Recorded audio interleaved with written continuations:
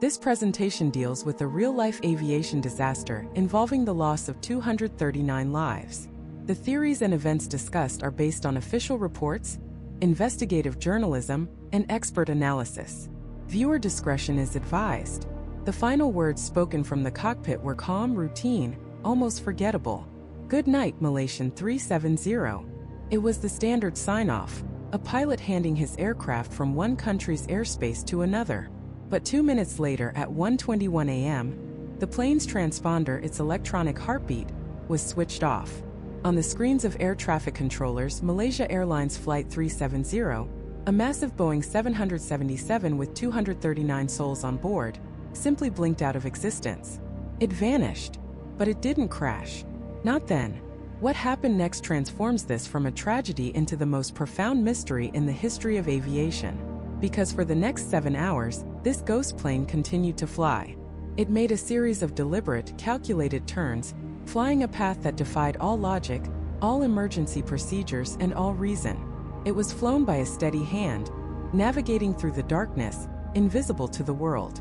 And in that silence, a terrifying question was born. A question that has haunted us for a decade. Who was in control of that airplane? Was it a pilot turned rogue, a hidden hijacker, or something else entirely?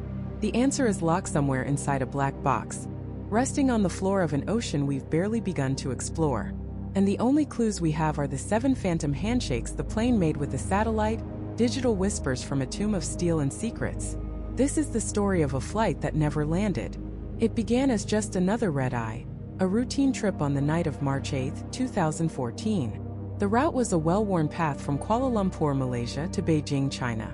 A 6-hour journey over the South China Sea. For the 227 passengers, it was a chance to sleep, to watch a movie, to prepare for the day ahead. They were a snapshot of the world.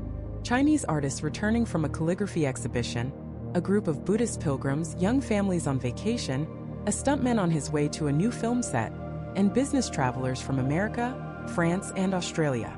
38 Malaysians and 153 Chinese nationals made up the majority. Among them were 2 young children just 2 and 4 years old. The aircraft itself was a marvel of modern engineering, a Boeing 777-200ER. The 777, as it's known, is one of the safest and most reliable airplanes ever built. With 2 powerful Rolls-Royce engines, it can fly halfway around the world. Safety record was and still is nearly perfect. This specific plane, registration 9MMRO, had been in service for 12 years without a single major incident. It was a workhorse, a trusted giant of the skies. In the cockpit were 2 experienced pilots.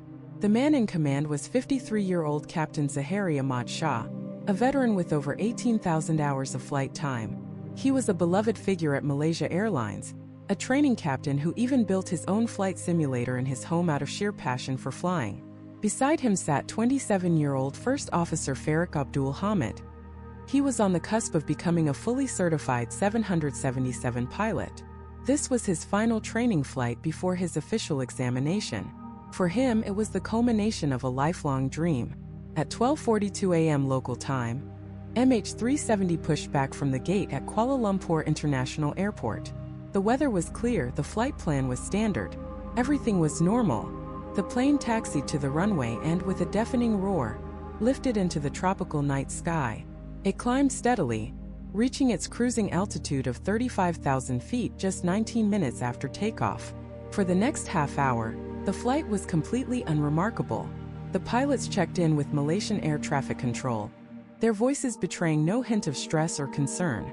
The autopilot was engaged, holding the massive jet on its precise northeasterly course toward Vietnam. The critical moment came as the plane approached a navigational waypoint named Igari. This is where the invisible border lies between Malaysian and Vietnamese airspace. It's a routine handover point. The Malaysian controller at Kuala Lumpur Center radioed the plane with standard instructions. At 1:19 a.m., Captain Zahari, or perhaps First Officer Farik, responded with those now infamous last words, "Good night, Malaysian 370. This was the last time anyone on the ground would ever hear from the flight. 2 minutes later, at 1:21 a.m., the plane crossed into Vietnamese airspace. But it never checked in. On the screen of the controller in Ho Chi Minh City, the icon for MH370 never appeared. He saw nothing. He radioed into the darkness, calling for the flight again and again. The only response was static. He contacted his Malaysian counterparts. "Did you tell MH370 to contact us?" The answer was yes. The confusion began to mount. For minutes, the controllers in two different countries called the plane called each other, trying to solve what they assumed was a simple communications glitch. But it wasn't a glitch. At the exact moment the plane was supposed to check in with Vietnam, its transponder was disabled. This device broadcast the plane's identity, altitude, and speed to air traffic control radar, what's known as secondary radar. By switching it off, MH370 became a nameless blip on a screen. Then, moments later, it vanished from that secondary radar altogether. For the men and women in the control towers, the world had gone silent. The standard procedure in such a situation is to assume the worst. A catastrophic failure, a sudden mid-air explosion, a high-speed dive into the sea. An aircraft of that size suffering that kind of event would leave a massive debris field. A search and rescue operation was immediately launched in the South China Sea, right where the plane had last been seen. Dozens of ships and aircraft from multiple nations began scouring the waves, expecting to find the tragic, floating evidence of a crash. But they found nothing. Not a single piece of wreckage. Not a seat cushion, not a life vest, not a drop of jet fuel. It was as if the plane had been plucked from the sky. For days the world watched, baffled, as the search area grew wider and the results remained the same. Empty ocean. The mystery deepened. How could a 200-ton aircraft just disappear? The first shocking piece of the puzzle came not from the sea, but from a military radar installation back in Malaysia. Unlike civilian air traffic control, military primary radar doesn't need a transponder. It works like a searchlight, bouncing radio waves off any object in its path. Sees everything. And it had seen MH370. The data was stunning. It showed that immediately after vanishing from civilian radar, the plane did not continue on its path to Beijing. Instead, it made a sharp, unauthorized left turn, banking hard to the southwest. This was not the action of a plane in distress. It was a deliberate, controlled maneuver. Someone was actively flying the aircraft, guiding it back across the Malaysian peninsula. It flew over populated areas, its navigation lights likely visible to people on the ground who had no idea they were witnessing a ghost. The plane then threaded a path along the border of Malaysian and Thai airspace, seemingly careful to avoid detection by either country's military. After crossing back over land, it banked again, heading northwest up the Strait of Malacca, one of the busiest shipping lanes in the world. It was flying a common commercial airway, but in the wrong direction. The military tracked this unidentified blip for over an hour before it flew beyond the range of their radar, out over the Andaman Sea. The last radar contact was at 2:22 a.m., a full hour after it had disappeared. It was 200 nautical miles northwest of Penang, heading out into the vast, open expanse of the Indian Ocean. This single piece of data changed everything. This was no accident. This was an intentional act. The questions were now terrifying. Who was flying the plane and why were they taking it so far off course? The search in the South China Sea was a ghost hunt. The plane was never there. The world had been looking in the wrong place for days. The real flight path was a secret, known only to whoever was in that cockpit. And they were now heading toward the most remote, desolate, and unforgiving body of water on the planet, the southern Indian Ocean. The plane was flying south, into nothing. For days, the world didn't know this. For days, the planet's eyes were fixed on the South China Sea. 26 nations, deploying dozens of ships and aircraft, scoured every inch of the plane's last known position and its intended flight path to Beijing. The media descended into a frenzy. Every day brought a new, tantalizing, and ultimately heartbreaking false lead. Chinese satellite images showed potential debris. It turned out to be junk. An oil slick was spotted off the coast of Vietnam. It was from a ship. The world was looking for a needle in a haystack, without realizing they were in the wrong field entirely. The families of the 239 people on board were trapped in a special kind of hell. Gathered in a hotel in Beijing, they were swarmed by reporters, fed a constant stream of conflicting information, and left to cling to the thinnest threads of hope. Was it a hijacking? A catastrophic failure? A terror plot? Every theory was floated, every possibility dissected on 24-hour news. But all of this noise, all of this frantic searching was a ghost chase. The plane wasn't there. It hadn't been there for hours. The real first clue, the first breadcrumb on the trail to the truth, wasn't found in the ocean. It was found in a quiet office in London, inside the servers of a satellite company called Inmarsat. They weren't part of the search. They were just a commercial satellite provider. But their network had a feature, a kind of digital housekeeping that would change everything. See, even when a plane's main communication systems, the ACARS and the transponder, are turned off, another piece of equipment often stays on. The Satellite Data Unit, or SDU. Think of it like the part of your phone that's always quietly searching for a cell signal, even if you're not making a call. This SDU on board MH370 was programmed to periodically check in with the Inmarsat satellite network, just to say, hey, I'm still here. Are you? It's an automated process, a simple digital handshake. It doesn't transmit any data like location, speed, or altitude. It's just a ping, a ghost in the machine. For days, nobody paid these pings any attention. They were just routine system data buried in logs. But as the search in the South China Sea grew more and more desperate, a few brilliant engineers at Inmarsat had a thought. What if the plane's SDU kept talking after everything else went silent? They went back and checked the logs, and their blood ran cold. MH370 didn't just disappear. After it vanished from radar, its satellite data unit continued to automatically respond to these hourly handshakes from the Inmarsat satellite. For 7 hours. 7 more hours of flight, long after the world thought it had crashed. This was a bombshell, but it also presented a massive problem. These pings were never designed for tracking. They were just a yes, I'm on. They didn't contain GPS coordinates. So how could you possibly use them to find a plane? The answer lies in 2 incredibly subtle pieces of data that were embedded in those pings. And understanding them is the key to this entire mystery. The first piece of data is called the burst timing offset, or BTO. Let's make this simple. The satellite sent a signal to the plane and the plane sent one back. The BTO is just the measurement of how long that round trip took, down to the microsecond. Since we know the speed of light, that time delay tells you the distance between the satellite and the plane. It doesn't tell you the direction, just the distance. So, imagine the Inmarsat satellite hanging in a fixed spot in the sky over the Indian Ocean. At the moment of the first ping, investigators could draw a gigantic circle on the globe. MH370 had to be somewhere on that circle. An hour later, there was another ping, creating another circle, and another for 7 hours. This created a series of concentric rings on the map, showing the plane's distance from the satellite over time. But this still left 2 possibilities. Each circle created 2 vast arcs, one stretching north over Central Asia, and one stretching south, deep into the Indian Ocean. Was the plane flown north over countries like China, Kyrgyzstan, and Kazakhstan, somehow evading all of their military radar? Or did it turn south into absolute emptiness? The data held the answer, and it was found in the second, even more complex data point, the burst frequency offset, or BFO. This one is all about the Doppler effect. You know this phenomenon? It's the sound of an ambulance siren. As it races towards you, the pitch is high. As it races away, the pitch drops. The same thing happens with radio waves. The satellite is moving through space and the plane is moving across the Earth. This relative motion stretches or compresses the frequency of the signal. The BFO value is a measure of that stretch. The Inmarsat engineers looked at the BFO values for all 7 pings. They calculated what the frequency should have been if the plane stood still. Then they compared that to the actual frequency they received.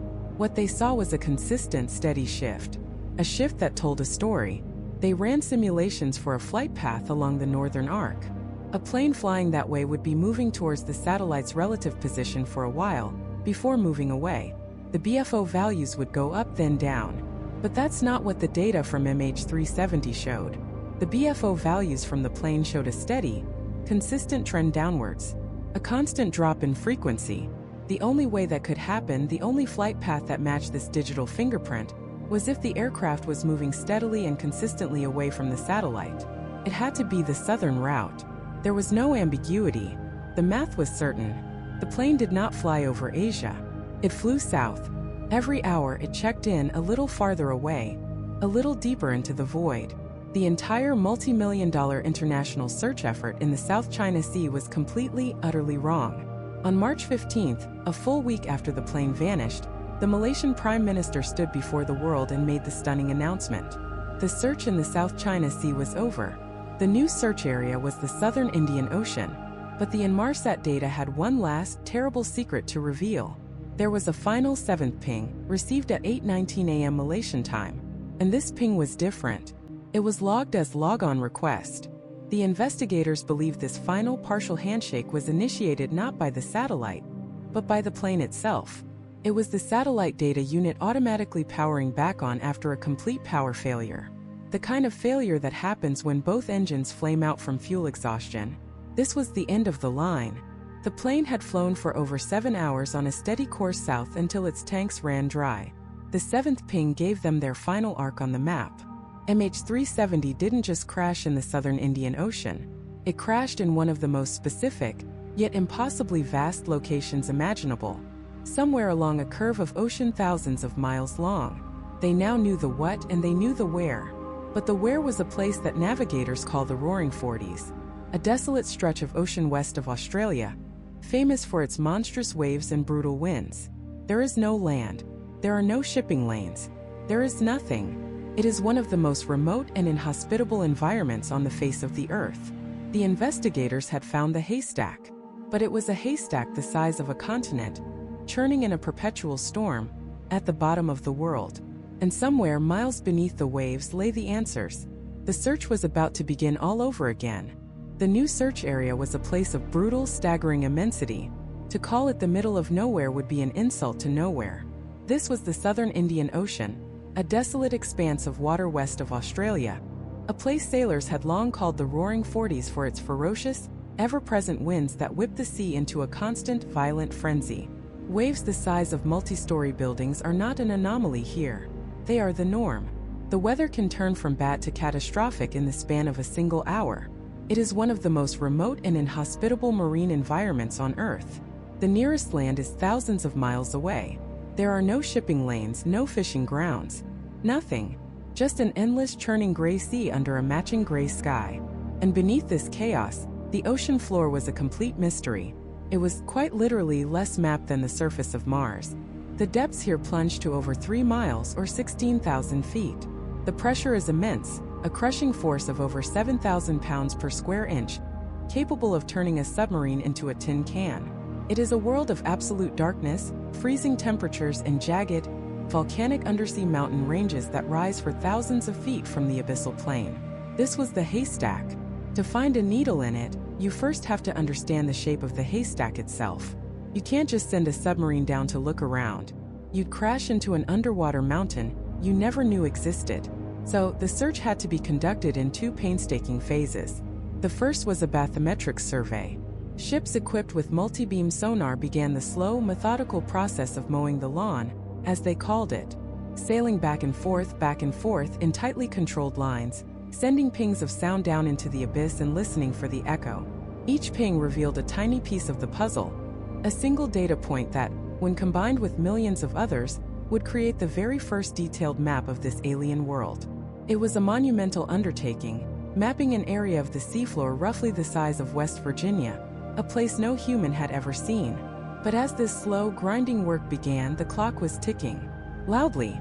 Every commercial aircraft is equipped with 2 black boxes, the cockpit voice recorder and the flight data recorder.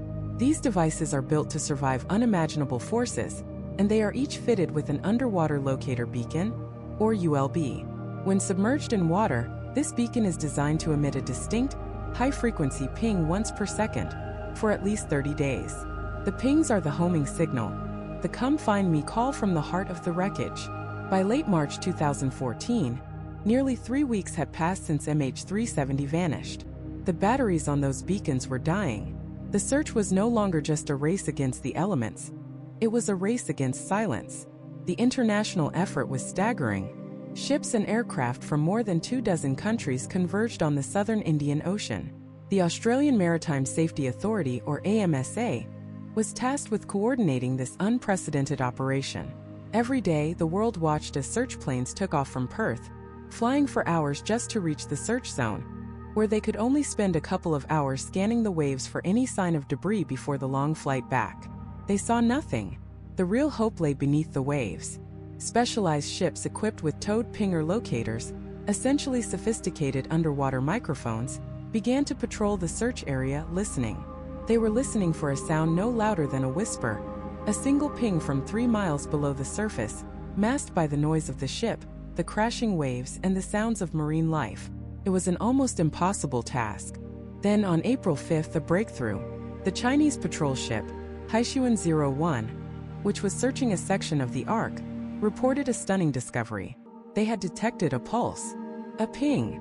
It was at a frequency of 37.5 kHz, the exact frequency of a black box beacon. The world held its breath. Had they found it? The signal was brief and then it was gone. But the very next day, they detected it again in the same area. The signals lasted for 90 seconds. Hope surged through the investigation. This was the most promising lead yet. News of the Chinese detection sent shockwaves around the globe. Australia immediately diverted its own ship, the ADV Ocean Shield, to the location. The Ocean Shield was equipped with one of the most sensitive pinger locators on the planet, a towed pinger locator 25, or TPL-25, on loan from the US Navy. This was the big gun. If the pings were real, the TPL-25 would hear them. The Ocean Shield arrived and began its own slow, methodical search. For 2 days, there was nothing but the sound of the ocean. The hope began to fade. Maybe the Chinese ship's equipment had been faulty. Maybe it was just wishful thinking. But then, on April 8th, it happened. The crew of the Ocean Shield, huddled around their monitors in the dead of night, heard it. A clear, distinct rhythmic ping, once per second. Then, a second one from a different depth suggesting 2 separate beacons. Over the next few hours, they made 4 separate detections. The acoustic signature was a near-perfect match for an aircraft's black box. The data was cross-checked, verified, and confirmed. The Australian Prime Minister, Tony Abbott, announced to the world that they were now very confident the signals were from the missing plane. The search area, once the size of a continent, had been narrowed down to a few square miles of ocean. It felt like the beginning of the end of the mystery. After a month of agonizing uncertainty, it seemed they had finally found the resting place of MH370. The location was pinpointed. Now they just had to see it. The towed pinger locator had done its job. The next step was to deploy the AUV, the autonomous underwater vehicle. They would use a US Navy Bluefin 21, a 16-foot-long, torpedo-shaped robotic submersible capable of diving to the crushing depths of the seafloor. The Bluefin would use side-scan sonar to create a detailed, 3-dimensional image of the bottom, a photographic map of the debris field. The plan was set. The world watched, waiting for the first images of the wreckage to appear. But the ocean doesn't give up its secrets easily. The Bluefin 21 was deployed. Its first mission was cut short after just 6 hours when it exceeded its maximum operational depth of 14,800 feet, automatically returning to the surface. The seafloor here was even deeper than they'd anticipated. On its second mission, it again returned with nothing. And its third, and its fourth. Mission after mission, the AUV scoured the seafloor where the pings had been heard. A slow, methodical search of the abyss. It found nothing. No wreckage. No debris field. No sign of an aircraft. The search grid was expanded. The AUV kept diving, kept searching. Days turned into weeks. The area where the pings had been heard with such confidence was mapped with incredible precision. And it was empty. Utterly, completely empty. The crushing realization began to sink in. The pings were a ghost. A false echo in the deep. Acoustic experts reanalyzed the data. The signals, once considered a near-perfect match, were now questioned. Could they have been a malfunction on the search ship itself? A sound from some other man-made electronic device that coincidentally mimicked a beacon? Or, in a theory favored by some oceanographers, could it have been a unique, unexplained acoustic event generated by the ocean itself? No one knows for sure. But the conclusion was inescapable. The most promising lead of the entire investigation, the one that had the world convinced the plane had been found, had evaporated into nothing. It was a devastating blow, not just for the investigators, but for the families of the 239 people on board, who had been brought to the edge of discovery only to be thrown back into the abyss of uncertainty. The search was back to square one, but this time it was worse. The 30-day battery life of the black box beacons had long since expired. The silence was now permanent. There would be no more pings to follow, No more whispers from the deep. All they had left was the cold, hard mathematics of the Inmarsat data and the vast, newly mapped, and terrifyingly empty seafloor. The brief flicker of hope was extinguished, replaced by a grim, industrial-scale reality. The search would now enter a new phase, a blind, systematic sweep of a massive arc of ocean, hunting not for a signal, but for the physical wreckage itself, one painstaking sonar image at a time. The needle was still there somewhere, but the haystack had just reminded them how vast, and how silent it truly was. The silence that followed was a different kind of silence. It wasn't the silence of listening for a faint, desperate signal. It was the silence of acceptance. The black box batteries were dead. The ocean had won that round. But the search wasn't over. It was transforming. It was entering a new phase, a brutal deep-sea campaign that would push the limits of technology and human endurance. The mission was no longer to listen, but to see. To do that, they first had to understand where they were looking. And the terrifying truth was nobody really knew. The search area, dictated by those final Inmarsat handshakes, was a patch of the southern Indian Ocean so remote, so unexplored, that we literally have more detailed maps of the surface of Mars. This wasn't just deep water. It was the abyss. We imagine the ocean floor as a vast, sandy plain. But here, it was a hidden world of immense geological violence. There were underwater mountain ranges with peaks taller than anything in the Appalachians, colossal canyons that could swallow the Grand Canyon whole, and sheer cliffs that dropped for thousands of feet into utter blackness.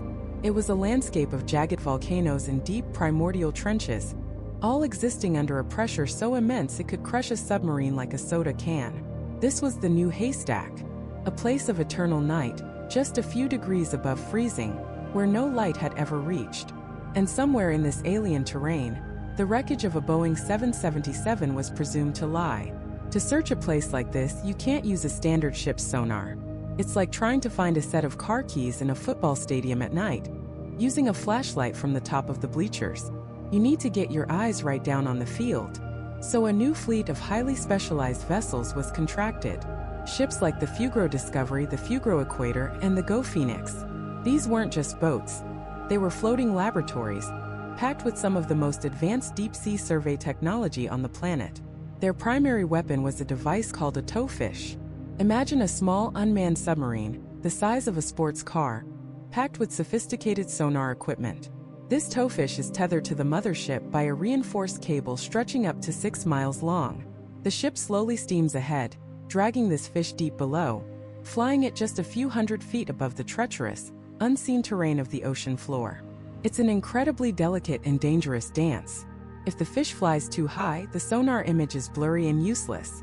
If it flies too low, it could slam into an uncharted underwater mountain, destroying millions of dollars of equipment and losing it forever to the abyss.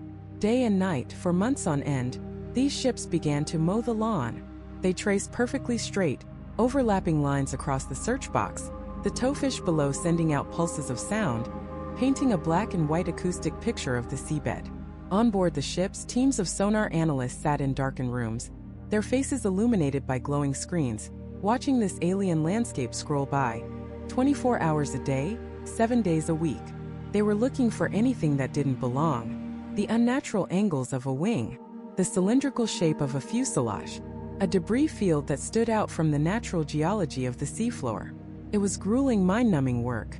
For every 1 hour of data collection, it took analysts several more hours to meticulously review it. They saw endless stretches of sand, rock, and mud. They saw the ghostly outlines of underwater ridges and the dark voids of deep trenches. Weeks turned into months. The seasons changed. The crews rotated out, exhausted, replaced by fresh teams who would pick up the watch, staring at the same scrolling screens, hoping to be the ones to find it. And then sometimes they would see something. A hard contact. A shape or a cluster of objects that didn't look natural. A surge of adrenaline would rip through the ship. Could this be it? The coordinates would be marked, the data triple-checked. The ship would stop its lawn mowing pattern and go back to focus on the area of interest. In these moments, they would deploy their second weapon, an AUV, or autonomous underwater vehicle. This is a true deep-sea drone, a torpedo-shaped robot that can be programmed to dive untethered, navigating on its own to a specific location. It would descend for hours into the crushing blackness, armed with even higher resolution sonar and cameras, to get a close-up look. The entire crew would wait in tense silence as the AUV completed its mission and began its slow ascent back to the surface. The data would be downloaded, the images processed, and they would gather around the screen to see a pile of rocks or a strange volcanic formation. On one occasion, the high-resolution images revealed the unmistakable outline of an anchor, chains, and the decaying hull of a 19th-century shipwreck, a previously unknown tragedy lost to time. Each discovery was a fascinating piece of maritime history, but it wasn't the one they were looking for. Each false alarm was another gut punch, another dose of hope evaporating into the cold, deep water. The search dragged on. The one-year anniversary of the plane's disappearance came and went.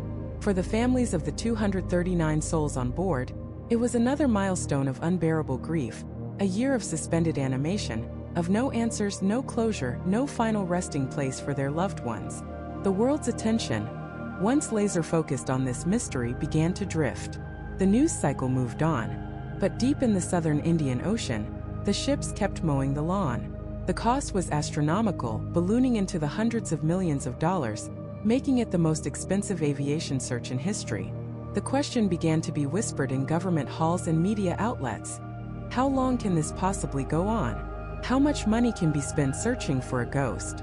The search area was vast, the task monumental, and after more than a year of relentless high-tech searching, they had found absolutely nothing.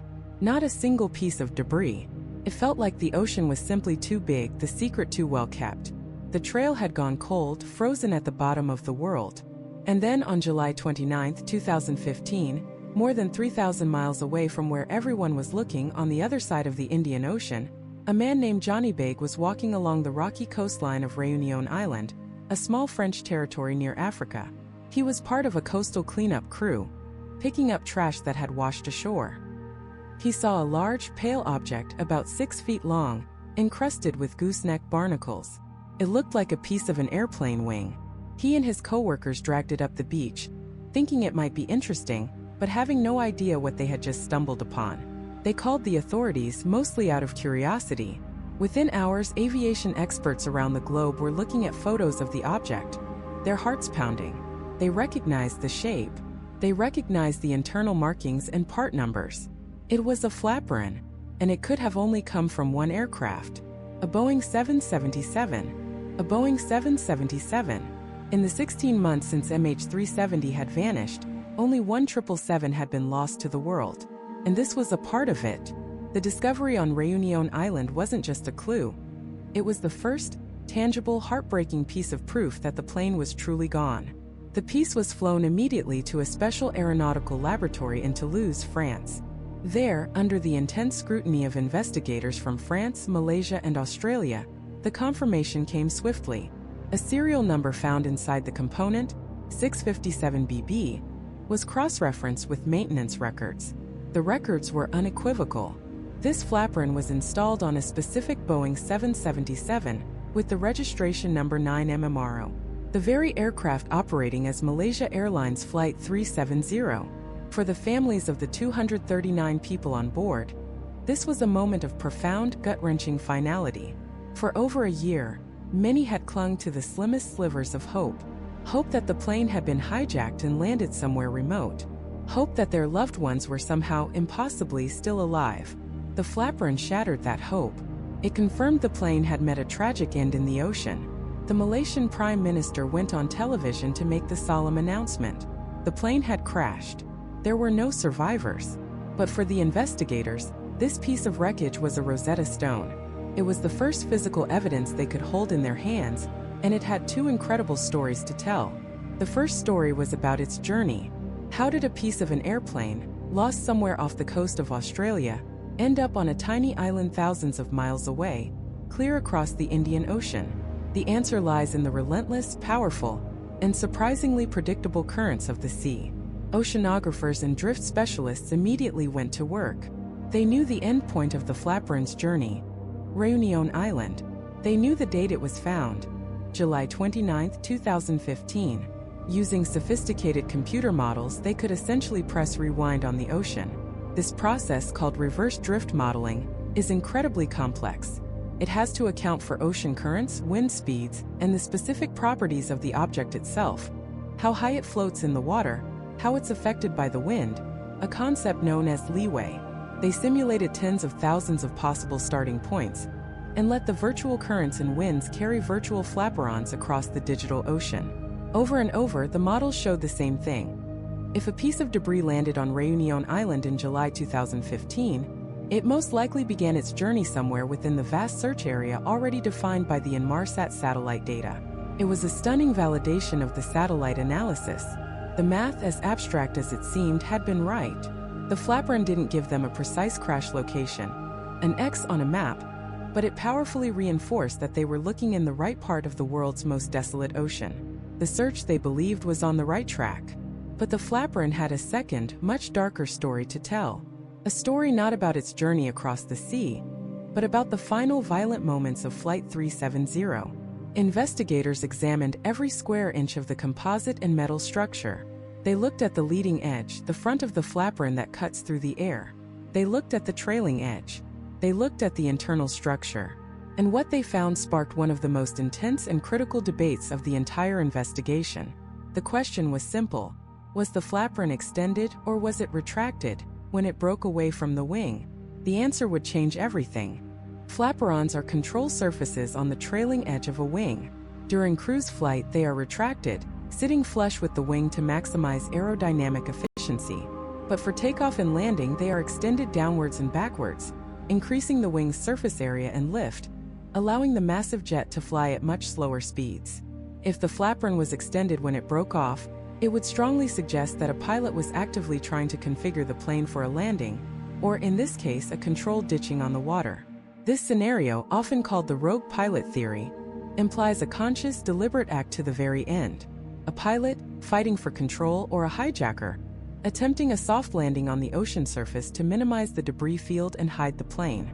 If, however, the flaperon was in its retracted cruise position, it would point to a completely different, and perhaps more terrifying scenario. It would suggest a high-speed, catastrophic impact with the water. A death dive. An uncontrolled descent where the plane, out of fuel and with no one at the controls, simply fell out of the sky, hitting the ocean at hundreds of miles per hour and shattering into a million pieces.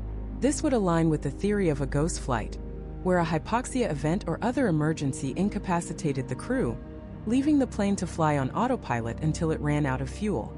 So which was it? The evidence was ambiguous, and experts were fiercely divided. The Australian Transport Safety Bureau, the ATSB, which was leading the underwater search, concluded that the damage was more consistent with the flaperon being in the retracted position. They pointed to the lack of damage on the trailing edge and the specific way the internal components had failed. Their analysis supported the ghost flight theory and the high-speed impact. But other independent investigators disagreed, and they disagreed forcefully. They pointed to damage on the leading edge of the flaperon, arguing it could only have been caused by the force of the water rushing over it as it was extended, being torn from the wing during a controlled ditching. They even analyzed the barnacles that had grown on the wreckage. Different species of barnacles grow in different water temperatures, and by studying them, they could trace a rough path through warmer and cooler waters, further refining the drift models. But on the question of deployed versus retracted, the barnacles held no secrets. The flaperon was a silent witness, offering clues that could be interpreted in two completely contradictory ways. The discovery had solved one mystery. The plane was definitely in the southern Indian Ocean, but it had cracked open a dozen more. And just as the world was grappling with the implications of this single piece, something else happened. The floodgates opened. For 16 months, the ocean had kept its secrets. Now it started giving them up. In late December 2015, another piece of debris washed ashore on a sandbank in Mozambique, on the coast of Africa. Then another piece a few months later, also in Mozambique. This one had the words "Inno Step" stenciled on it, and was identified as a piece of the plane's horizontal stabilizer. Then, a piece of an engine cowling with the distinctive Rolls-Royce logo was found in South Africa. More pieces turned up in Mauritius and Tanzania, on the island of Madagascar. It was no longer just a flaperon. It was a trail of breadcrumbs, scattered by the currents across thousands of miles of coastline. Each new piece was flown to experts for analysis. Each one was painstakingly confirmed to be from 9 MH370. The search teams now had multiple data points for their drift models, allowing them to triangulate with ever-increasing accuracy, narrowing the probable crash site to the southern end of the existing search area. The question was no longer if they could find the plane, but when. The physical evidence was undeniable, but as investigators laid these new pieces out on the hangar floor, a horrifying pattern began to emerge in the damage. This wasn't just a random collection of wreckage. These twisted, torn fragments were telling a story of the aircraft's final moments. And it was a story far more violent than anyone had dared to imagine. To understand it, investigators had to become forensic scientists, reading the story written in shattered composites and twisted metal. And the most important chapter of that story was a single piece of wreckage that washed up on Réunion Island, thousands of miles from the search area, more than a year after the plane vanished.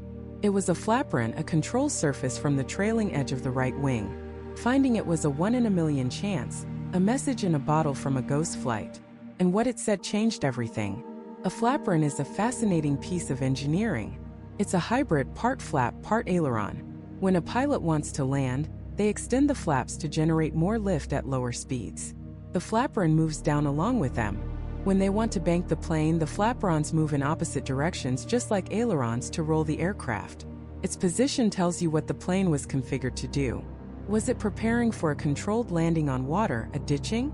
Or was it in a normal cruise configuration when disaster struck? This single piece of debris held the key to one of the most contentious debates of the entire investigation. Was MH370 glided gently into the ocean by a conscious pilot, or did it fall uncontrollably from the sky in a high-speed death dive? One theory, the controlled ditching scenario, suggested a pilot was at the controls until the very end. After the fuel ran out, this pilot could have glided the massive 777 for over 100 miles, looking for a soft spot on the ocean to put it down as gently as possible. In this scenario, the flaps in the flaperon would have been extended, preparing the aircraft for a low-speed impact. The plane would have hit the water largely intact, before sinking beneath the waves, which would explain the lack of widespread floating debris. It's a neat, tidy theory, but the flaperon didn't agree. The Australian Transport Safety Bureau, the ATSB, took the lead in analyzing the part. They examined it with electron microscopes. They ran simulations. They looked at the jagged rear edge, where the flaperon had been torn away from the rest of the wing. They studied the stress fractures in its internal components. And they came to a stark, unambiguous conclusion. The evidence was not consistent with an aircraft configured for a landing. All the damage pointed to the flaperon being in a retracted, or at least neutral position at the moment of impact. The kind of position it would be in during normal high-altitude cruise. But how could they possibly know that? Came down to the way things break. Think of it like this: if you hold a ruler flat and snap it over your knee, it breaks in a certain way. But if you hold it on its edge and snap it, the break is completely different.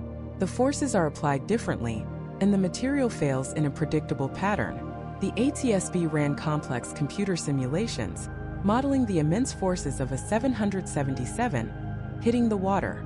They found that if the flaperon had been extended, the force of the water would have torn it off in a specific rearward direction, leaving behind a particular signature of damage. But the damage they saw on the actual flaperon was different. It showed it had been ripped away by forces that were inconsistent with the deployed state. It hadn't been gently peeled off. It had been violently shattered. This single finding was a bombshell. If the flaperon was retracted, it meant the plane was not configured for a landing. There was no gentle, controlled glide. It strongly suggested the plane was in an uncontrolled state when it hit the ocean. This supported the other major theory, the death dive. In this scenario, after the engines flamed out from fuel starvation, the autopilot would have disconnected. The massive jet, now unpiloted and without power, would have stalled and entered a terrifying spiral dive, accelerating under gravity, reaching speeds of up to 20,000 feet per minute.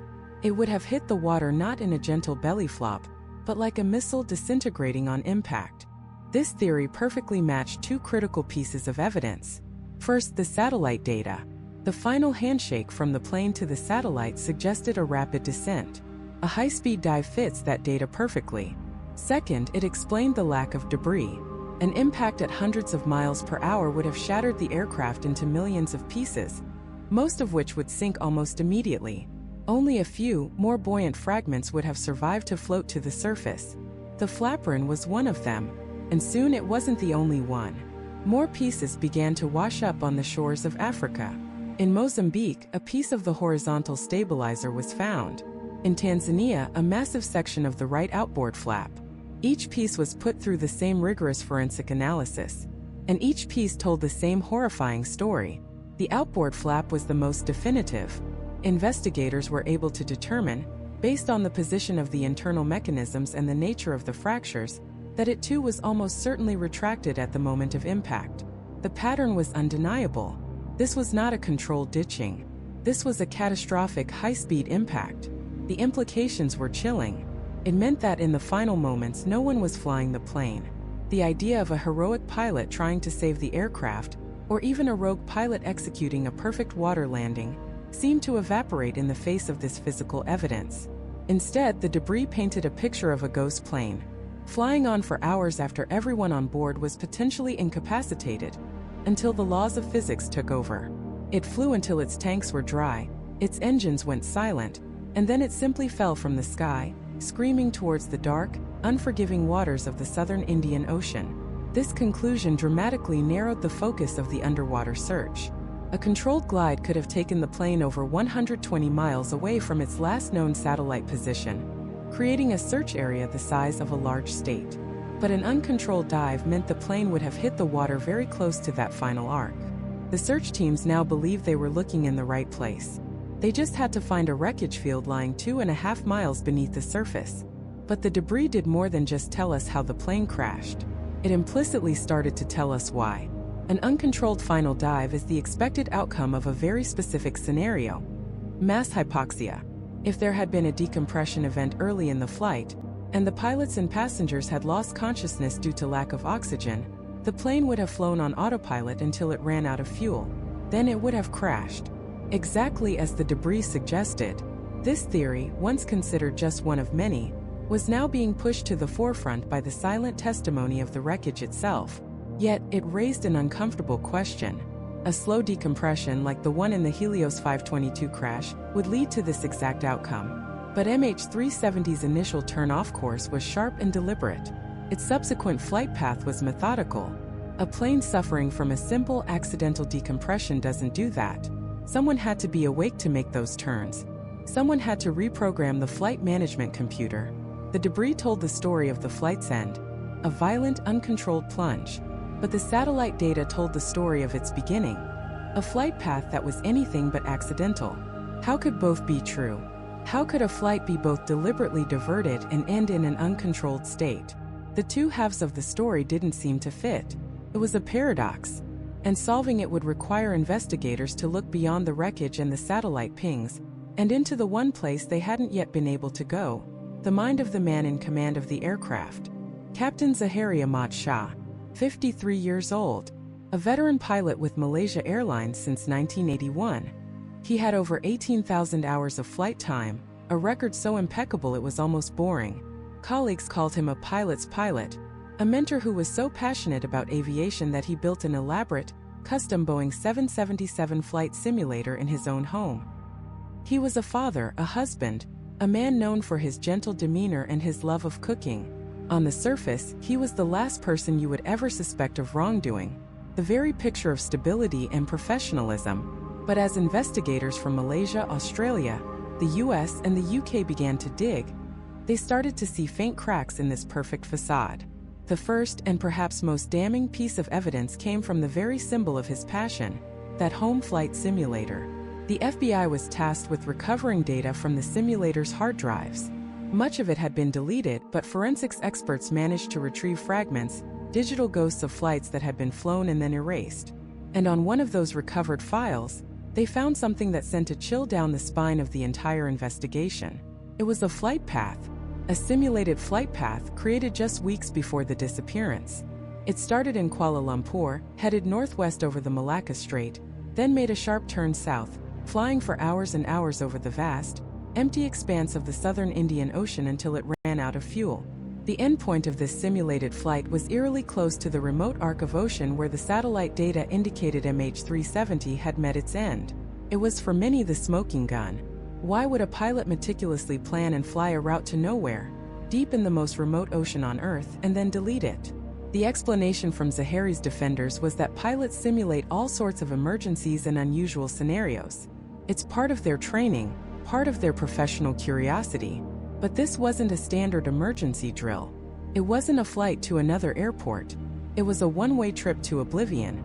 The deletion of the files suggested a consciousness of guilt, an attempt to cover one's tracks. It was a digital breadcrumb trail that seemed to lead directly to a horrifying conclusion, that the disappearance of MH370 wasn't an accident, but an intentional act planned by the man in the captain's seat. With this discovery, the investigation into Zahari's life intensified. They were no longer just looking for a cause, they were looking for a motive. And they found a powerful one, rooted in the turbulent politics of Malaysia.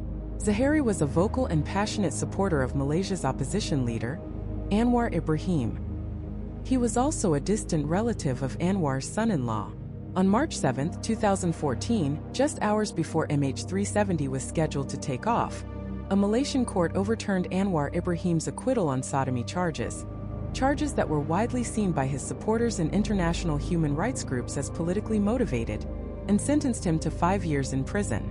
The timing was almost too perfect to be a coincidence. The theory began to form.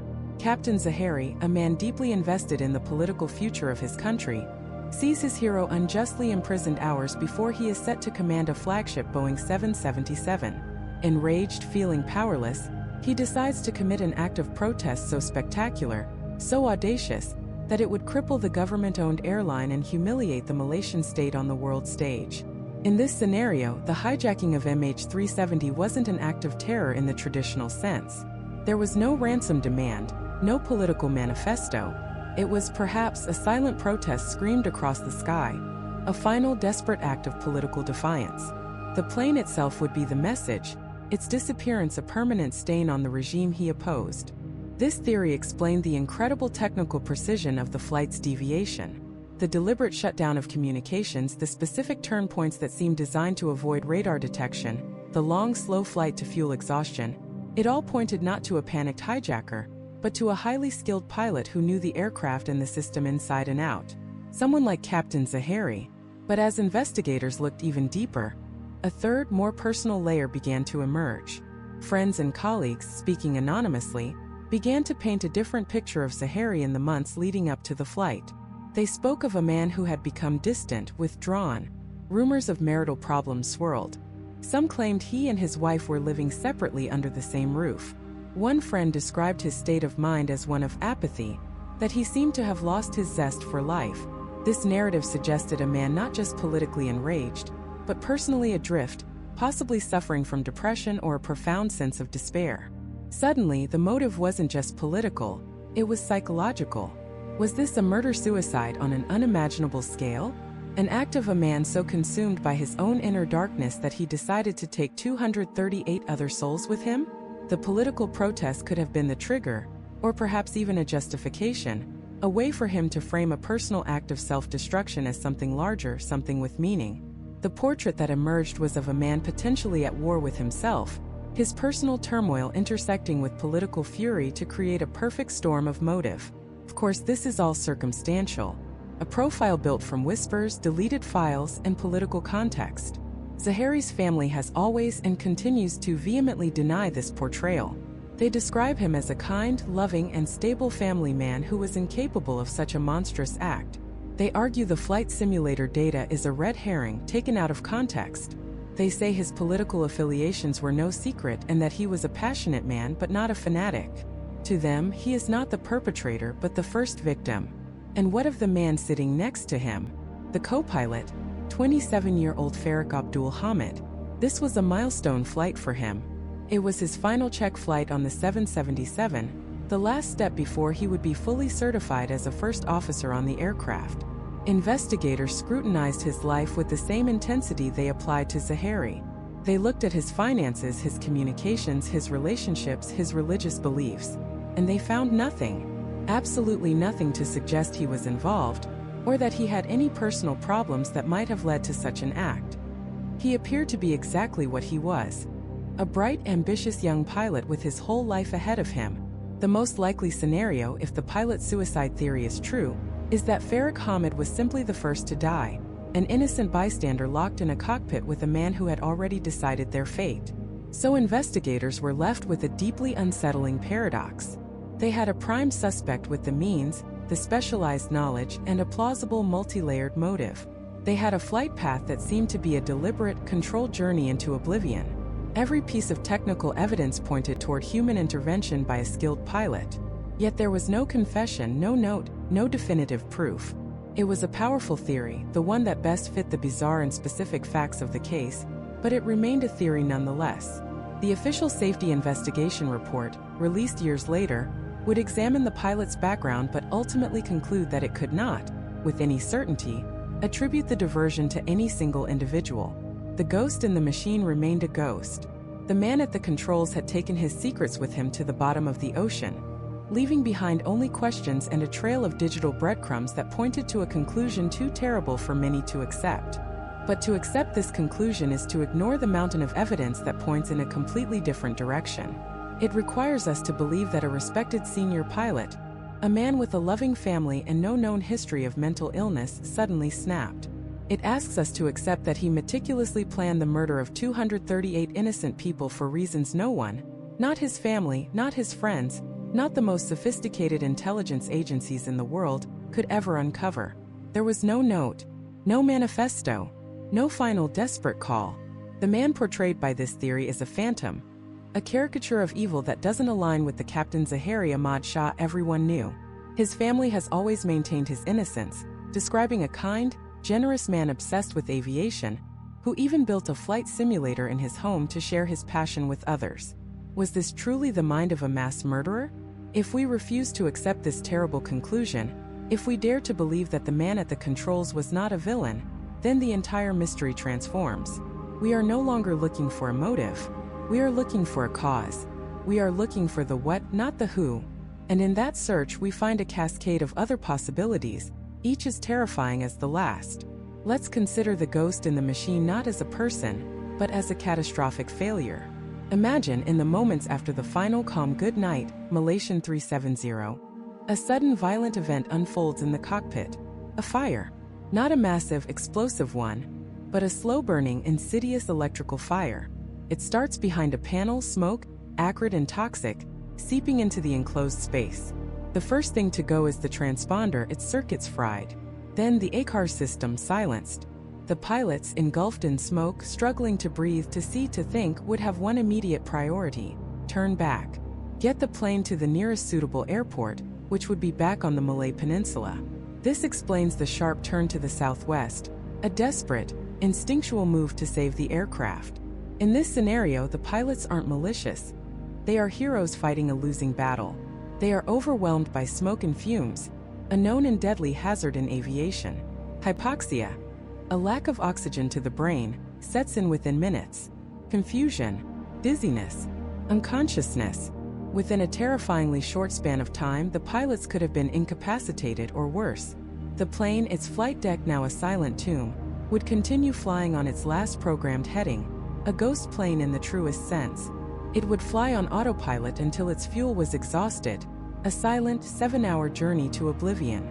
This theory is compelling. It accounts for the turn, the loss of communications, and the long, silent flight. It aligns with previous aviation disasters caused by onboard fires. But it has a critical flaw. The Inmarsat data, the digital breadcrumbs, suggest the plane made several more course corrections long after a fire would have likely incapacitated the pilots. The flight path wasn't a straight, unwavering line. It was a path that seemed to be guided. If the pilots were unconscious, who was steering the plane? This question leads us to the second major theory, a hijacking. In the immediate aftermath of the disappearance, this was the world's primary fear.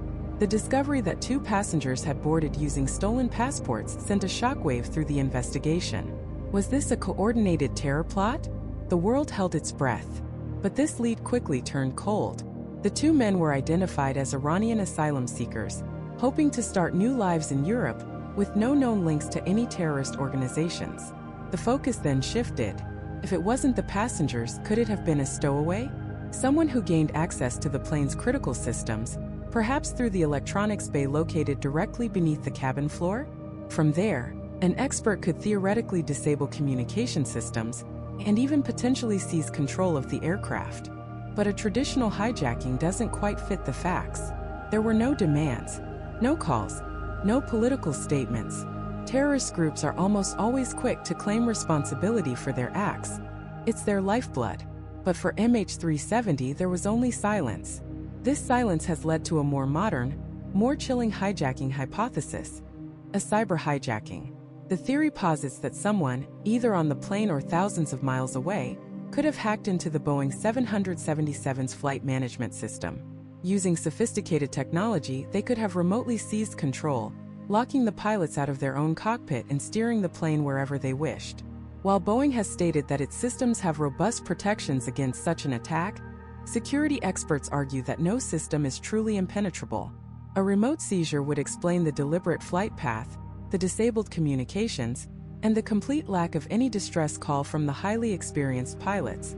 They may not have been silent by choice, they may have been silenced by force, their controls rendered useless as they sat trapped in a flying computer, piloted by a ghost they could not see.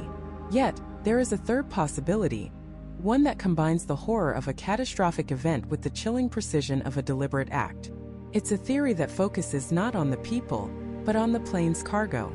The manifest for Flight 370 was for the most part unremarkable. It listed several tons of mangosteens, a tropical fruit, but it also listed something far more volatile: 487 pounds of lithium-ion batteries. Lithium-ion batteries are in everything from our phones to our laptops, but they have a dark side. They are notoriously prone to a phenomenon called thermal runaway.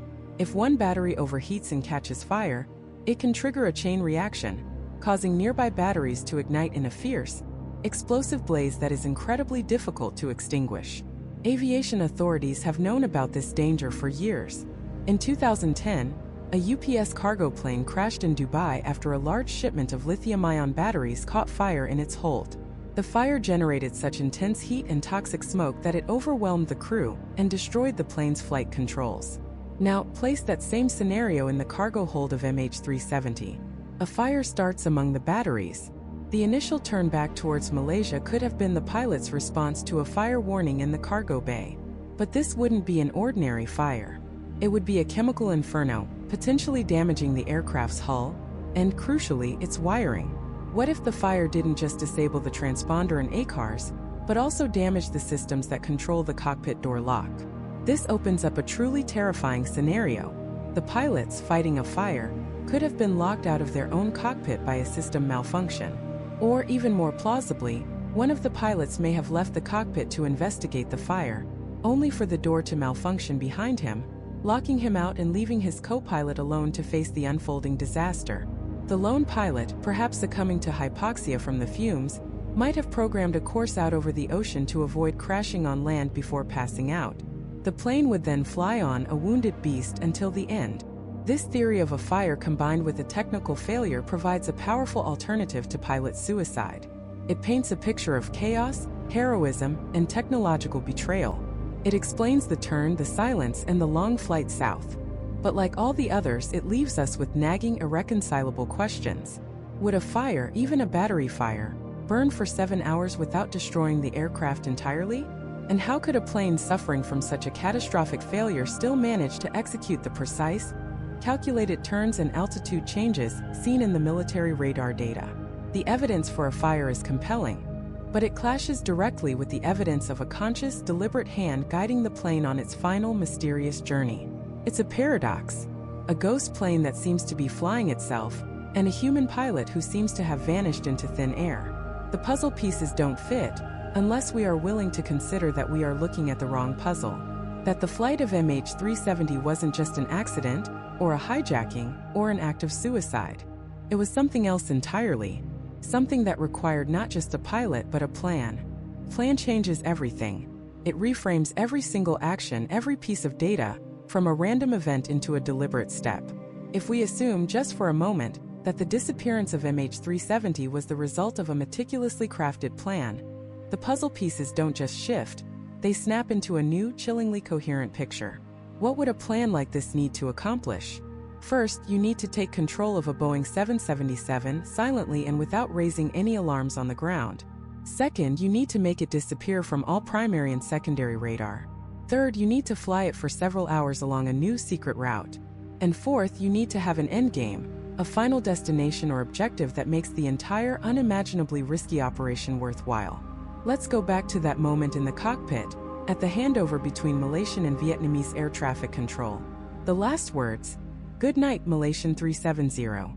In the accident or suicide theories, this is an unremarkable sign-off. But in the context of a plan, it's the starting pistol.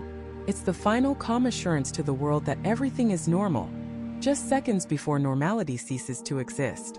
Immediately after that message, the transponder goes dark. Then, 12 minutes later, the ACAR system sends its last transmission before it too is silenced. The sequence is crucial. Disabling the transponder first makes the plane a ghost to secondary radar, which relies on that signal. But primary radar, the kind used by the military, can still see the plane as a simple blip. The subsequent turn back across the Malaysian peninsula wasn't a panicked, confused maneuver. It was a calculated flight path, flown with precision along established aviation waypoints, Vampy, Guyville, Igrex, a route that a knowledgeable pilot would use to fly west. This path seems specifically designed to thread the needle between the airspace of different countries, to minimize the chance of being intercepted. The plane flew right over the island of Penang, the pilot's hometown, before heading out over the Strait of Malacca and into the Andaman Sea. Military radar in Malaysia did track an unidentified aircraft following this exact path, but no jets were scrambled. They assumed it was a friendly aircraft that had simply turned back for unknown reasons. The plan was working. The 777 was hiding in plain sight. For this to work, you don't just need a pilot. You need an expert. Someone who not only knows how to fly a 777, but who understands the intricacies of radar systems, air traffic control boundaries, and communication protocols. Captain Zahari Ahmad Shah had a flight simulator in his home, and investigators found that he had practiced a very similar flight path, deep into the southern Indian Ocean, just weeks before the disappearance. For the official investigation, this was a damning piece of evidence pointing toward suicide. But for a different kind of plan, it could be seen as rehearsal, practice for a mission. But could one man do all of this alone? Deactivating the specific communication systems on a 777 is not as simple as flipping a few switches in the cockpit. It requires navigating to an electronics and equipment bay located directly below the cabin, through a hatch in the floor. It's a task that would be difficult, if not impossible, for a single pilot to perform while also flying the aircraft. This fact alone opens the door to a terrifying possibility that there was more than one person involved. Either the co-pilot was a willing participant, or there was someone else on that plane with the technical knowledge to assist in the hijack. A ghost in the machine. This leads us to the most difficult question of all. Why? A suicidal pilot has a motive, however tragic. A traditional hijacking comes with a list of demands, but MH370 had neither. It simply vanished. If this was a plan, what was the objective? The answer might lie not with the people, but with the cargo. The official cargo manifest for MH370 was, on the surface, unremarkable. Mangosteens, a tropical fruit, and a large shipment of lithium-ion batteries. The batteries drew immediate attention. If they had caught fire, it could explain a catastrophic event. But it doesn't explain the deliberate turn, the communication shutdown, and the 7 hours of subsequent flight. The fire theory just doesn't fit the timeline. But what if the cargo manifest wasn't telling the whole story? What if that shipment of batteries was a cover for something else? On board that flight were 20 employees of Freescale Semiconductor, a Texas-based technology company with significant defense contracts. 12 were from Malaysia and 8 were from China. The company was a leader in embedded processors and so-called cloaking technology for military hardware. The idea that these employees, or something they were carrying, were the real target of the hijacking has been a persistent theory. It sounds like the plot of a spy thriller, but the disappearance of MH370 is already more bizarre than most fiction. Stealing a 400-ton airliner is a dramatic, high-risk way to acquire something, but it's also the perfect way to make that something, and the people carrying it, disappear without a trace. This brings us to the final, most perplexing piece of the puzzle: the end of the flight. The Inmarsat satellite data, the famous pings, suggest the plane flew for hours until it ran out of fuel and crashed into the remote, desolate waters of the southern Indian Ocean. This data is the entire basis for the multi-million-dollar search effort. It's the mathematical bedrock of the official story. But what if it's a lie? Not because the data is wrong, but because it was manipulated. What if the southern flight path was the ultimate act of misdirection? Consider this. The plan to seize and hide the aircraft was executed with flawless precision. The flight path north was a masterpiece of stealth. Why would such a meticulous plan end with a pointless 7-hour flight to nowhere, ending in an anonymous patch of ocean? Doesn't make sense. The objective cannot have been to simply ditch the plane. There is another possibility, that the plane didn't fly south at all, or at least not for the entire journey. There is a theory, known as the shadow theory, that suggests MH370 didn't need to evade radar for the whole flight. It just needed to disappear for long enough to sneak up behind another commercial airliner, hiding in its radar shadow. By flying directly above or below another plane, MH370 would be invisible to primary radar, its blip merging with the other aircrafts. A Singapore Airlines 777, Flight SIA-68, was flying from Singapore to Barcelona that same night. Its flight path crossed that of MH370 over the Andaman Sea. It is theoretically possible that MH370 could have rendezvoused with this aircraft, followed it undetected across India and Pakistan, and then, once over less monitored airspace in Central Asia, broken off to land at a hidden, predetermined location. Under this scenario, the satellite pings that point south would have been deliberately spoofed. Sending false data to the satellite would be an incredibly sophisticated feat of electronic warfare, but it's not beyond the realm of possibility for a state-level actor or a highly resourced organization. It would be the final brilliant flourish of a perfectly executed plan, sending the entire world on a wild goose chase to the bottom of the Indian Ocean, thousands of miles away from where the plane actually went. It's a staggering thought, that the search, the debris, the hope, and the heartbreak have all been focused on the wrong place. That the entire investigation has been built upon a foundation of deliberate deception. If the southern Indian Ocean is a red herring, then it means the plane didn't crash. It landed.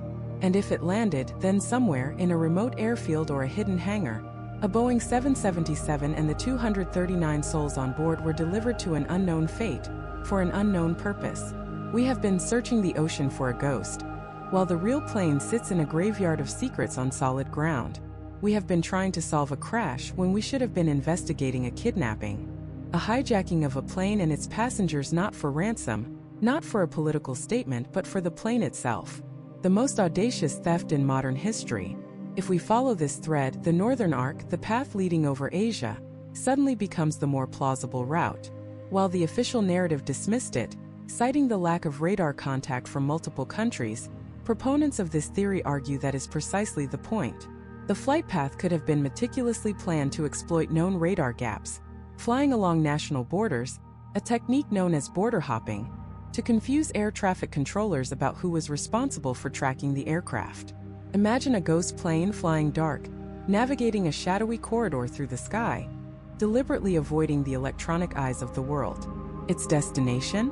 A remote clandestine airfield, perhaps a relic of the Cold War, hidden in the vast, sparsely populated steppes of Central Asia.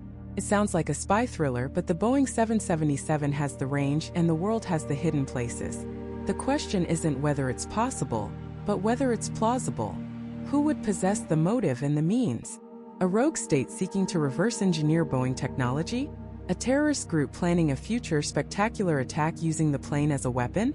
Or something else entirely, something we can't even conceive of? This theory, however compelling, runs into one major roadblock: the satellite data. The 7 pings recorded by the Inmarsat satellite, which became the sole basis for the Southern Ocean search. The complex analysis of these pings, using the Doppler effect to determine direction, pointed overwhelmingly south. It was brilliant, groundbreaking work, but it was also an interpretation of unprecedented data. Some independent analysts have since questioned the assumptions made in that initial analysis. Could the data have been misinterpreted? Could the plane have been stationary on the ground for the last few pings, its electronic systems powered by an auxiliary unit, creating a signal that mimicked a flight path south? Or, in the most extreme version of this theory, could the satellite data itself have been spoofed, deliberately manipulated to send search teams on the world's largest wild goose chase? Billions of dollars and years of effort spent combing the wrong ocean, thousands of miles from the truth. This is the agonizing heart of the MH370 mystery. Every piece of evidence can be interpreted in at least two different ways. Every fact has a shadow. The flatbrine and other debris found on the shores of Africa seem to be the definitive proof of a crash in the southern Indian Ocean. The barnacles that grew on the wreckage were even analyzed and found to be from the cold waters of the southern hemisphere.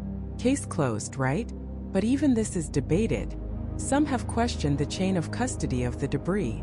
Others point out that after years adrift, ocean currents are so complex that the debris could have originated from a different location than the official search area. Proves the plane went down in the Indian Ocean, but it doesn't tell us exactly where, or more importantly, why.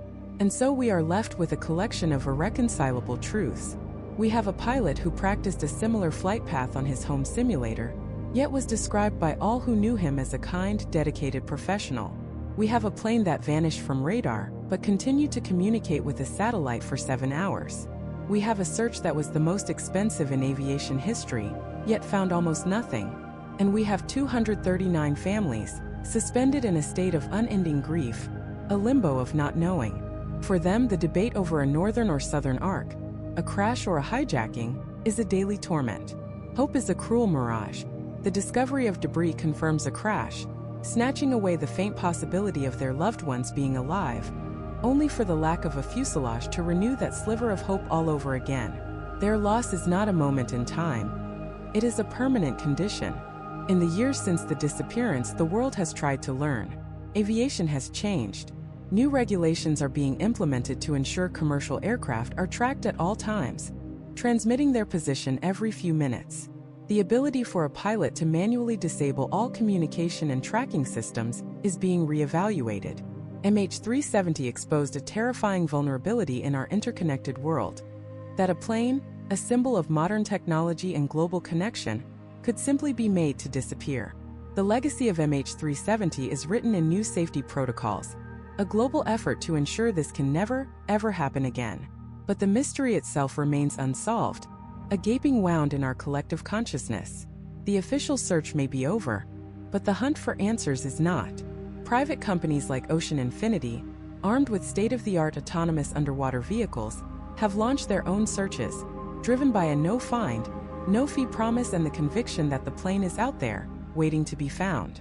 New scientific methods are being applied to the old data. WSPeerNet, a global network of amateur radio signals, is being analyzed to see if it detected the plane's flight path as a faint disturbance in the atmosphere. It's a long shot, but in this story, long shots are all we have left. Perhaps one day, a deep-sea robot will glide over a previously unseen abyss, and its sonar will paint a picture of a broken fuselage on the ocean floor. The black boxes will be recovered, their data finally telling the story of the plane's last hours. Or perhaps, in a dusty corner of the world, a satellite image will reveal the impossible, the shape of a Boeing 777, sitting silently where it should not be. Until that day, Malaysia Airlines Flight 370 is not just an unsolved mystery. It is a story about the limits of our technology and the vastness of our planet. It is a testament to the enduring power of hope and the unending pain of uncertainty. It is a chilling reminder that for all our advancements, for all our satellites in the sky and our screens on the ground, we do not control everything. The world still has its dark places, its silent corners where the unthinkable can happen. We have looked for a plane. We have found theories, debris, data points, and heartbreak. But we have not found the truth. 10 years on, 239 souls remain missing. Their final destination is a question mark that hangs over the entire globe. The story of MH370 ends where it began, in the dark on a calm night, with a routine handover from one air traffic controller to another, and a final haunting sign-off. Good night, Malaysian 370. And then silence. A silence that has now lasted for over a decade, and a silence that continues to echo, asking the one question we still cannot answer. How can a 700,000-pound aircraft, and all the lives it carried, simply vanish from the face of the earth?